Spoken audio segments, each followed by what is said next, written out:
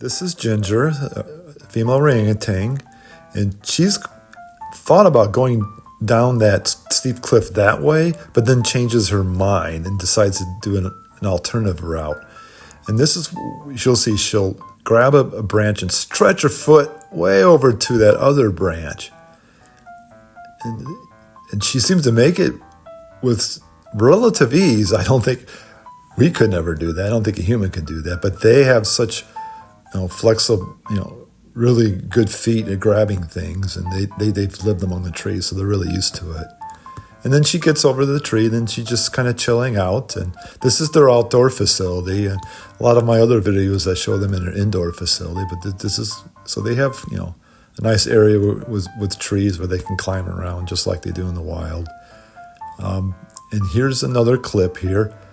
This is the mother orangutan, and she's carrying a baby.